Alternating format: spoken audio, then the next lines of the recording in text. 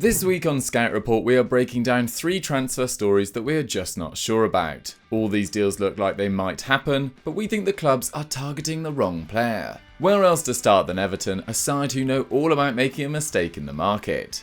Harry Winks to Everton. If Frank Lampard wants to stop the rot at Everton, beefing up the midfield is the right way to go. The Toffees were far too porous last season, conceding 66 goals for the first time in a regular campaign since 1975. This gave them the 5th worst defensive record in the Premier League, and it could have been worse were it not for Jordan Pickford's heroics in goal. The defence deserves a fair amount of criticism for last year's debacle, and Everton have wisely strengthened by signing James Tarkowski from Burnley. However, the midfield must be blamed for not shielding the backline enough. They faced 13.7 shots per match, just a shot less than Watford, while not a single midfielder could claim an aerial win rate above 45%.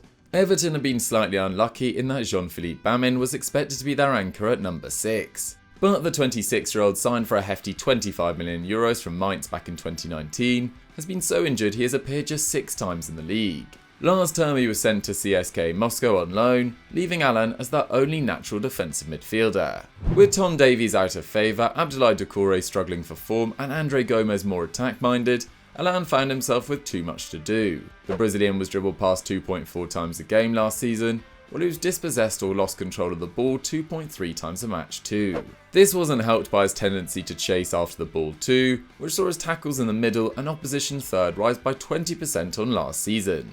So Everton should really be targeting a disciplined and rigid midfielder to complement Alan's many qualities, which makes it bizarre that Tottenham's Harry Winks is the man they want.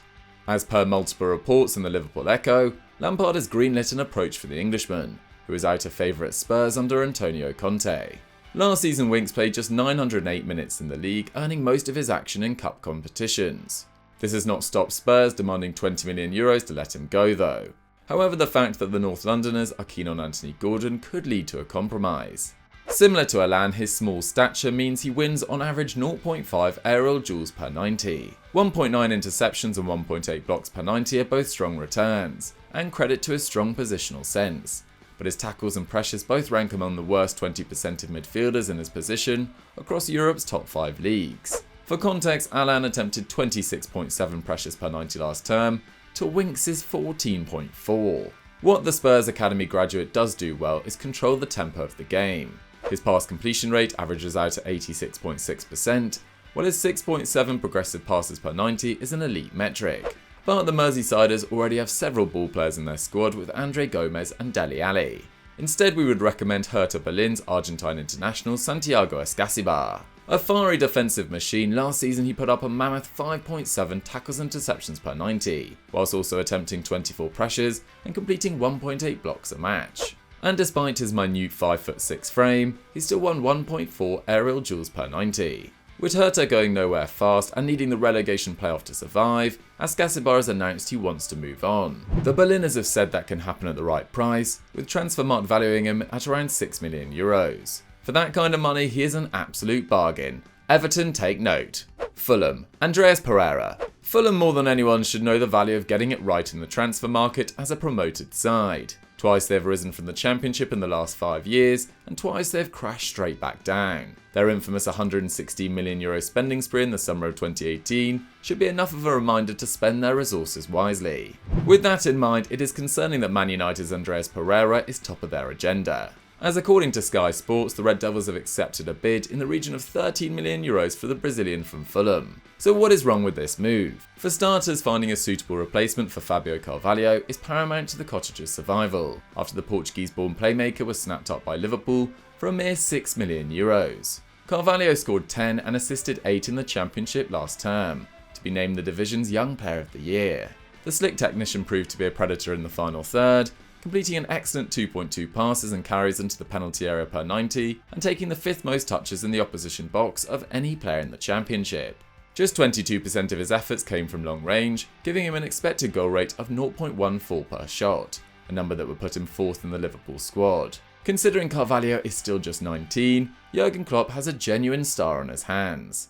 Andreas Pereira, on the other hand, has long passed his wonder kid prime. Pinched by Man United out of the PSV Academy back in 2011, Some stunning performances for the club's junior sides, including 2 goals in the FA Youth Cup, earned him a first-team debut by 2014. 2 years later, Pereira departed for a loan spell with Granada, and his first taste of La Liga could not have gone better, with the attacking midfielder scoring 5 and assisting 3 for the Nazaris. His shots peaked at 2.4 per 90, and he produced 5 crosses and drew 1.5 fouls per 92. The Brazilian displayed all the hallmarks of a quality winger in the making. But over the next 4 years, Pereira failed to kick on. He scored just 5 more career goals with Man United and across spells with Valencia and Lazio, the latter declining to make his loan permanent for €27 million. It meant the best offer the 26-year-old could get was back in his homeland with Flamengo. In fairness to Pereira, he has done well for the South American giants. He scored 7 in 31 Brazilian Serie A appearances, with his shots recovering to 2.3 per 90. The highest rate since his Granada days. In fact, his rate of 0.6 goals per shot on target ranked 4th in the entire Brazilian top flight. But he was certainly no creator. The Belgian-born star created just 3 big chances during his time with La Fla and averaged 0.9 dribbles per 90. For context, Carvalho created 13 big chances last term and averaged 1.2 dribbles. Pereira's spell with Flamengo was also blighted by his big error in the 2021 Copa Libertadores final that handed victory to Palmeiras. The playmaker even admitted afterwards that he should be cheaper than his €10 million valuation. If they were to invest a little more, we think Hellas Verona's attacking playmaker Antonin Barak would be perfect. The Czech international scored 11 and assisted 4 for the Italian outfit last season, making a mockery of the €6 million they paid Udinese for him 12 months ago. Hellas are now demanding over triple that amount for the 27-year-old, with Napoli showing interest. He is less of a creator, producing 1.7 key passes per 90 and 3 big chances last term, but Barak knows how to arrive in the penalty area when it counts. With Harry Wilson, Tom Kearney and prospective new signing Manor Solomon providing the creativity elsewhere, Barak might just be the perfect supplement to Mitrovic in attack. Robert Lewandowski to Barcelona. Quite what Barcelona can achieve this summer window, nobody knows. On the one hand, they have secured the excellent free signings of Franck Kessie and Andreas Christensen. On the other hand, they can't even register Kessie and Christensen until they have made space on their wage bill, and reportedly need €500 million to stay competitive in the short term. Yet despite all of this, the club's enigmatic president Joan Laporta appears hell-bent on bringing Robert Lewandowski to Catalonia. It's a transfer that could cost the Blaugrana €50 million. In principle, signing Lewandowski is never a bad idea. The Polish forward has defied logic with his exploits at Bayern Munich, netting a frankly outrageous 344 times in 375 appearances for the Bavarian Giants at a rate of 0.92 goals a game. Even last season he continued to hit 4.8 shots per 90, above his average of 4.6, while he ranked first in Europe's top 5 leagues for total efforts on target, testing an opposition keeper 77 times. This all in a division which plays 4 games fewer than its elite competitors. But there are aspects of Lewandowski's game that are not celebrated enough. Strong hold-up play sees him win half of his 4 aerial duels per 90 and successfully charge down an opponent with 33% of his pressures, among the top 3% of forwards in his position. He is also a strong creator. 2 live passes per 90 from the boot of Lewandowski lead to an Everton goal, while 0.9 passes enter the penalty area. He is quite simply incredible, and it remains an outrage that he hasn't been awarded the 2020 Ballon d'Or.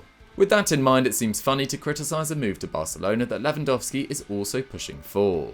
But with Barcelona so desperate for cash, spending €50 million on a 33-year-old who will offer next to no resale value seems like a terrible idea, especially with Pierre-Emerick Aubameyang already at their disposal.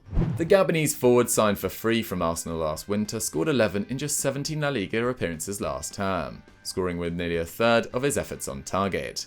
Barca manager Xavi is reportedly desperate for a world-class striker, yet Aubameyang's return of 233 goals in his past 376 games is hardly inefficient. And let's not forget Barcelona also have Memphis Depay in their ranks. Last season the Dutchman scored 13, a figure that would have been higher had injuries not ruled him out for 15 matches. That said, Xavi looks far from convinced by the 28-year-old, bringing him off the bench for almost a third of his La Liga appearances. There is no doubt that Lewandowski is the greater of the three. His 1.2 goals and assists per 90 smashes the current Barcelona duo. However, with the Catalonians in their current state, he looks like the right player at the wrong time. We think Barcelona should wait 1 season until Lewandowski is available for free. After all, given his elite conditioning, there is no reason he can't replicate Cristiano Ronaldo and Zlatan Ibrahimovic and play on late into his 30s. For now at least, strengthening at fullback should be their focus. So guys, that was 3 clubs targeting the wrong player. What did you guys think of the list, and what other examples can you think of? Let me know in the comments down below. If you enjoyed this video, please remember to smash that like button and subscribe to Euro Football Daily for more great European content, and I'll catch you next time.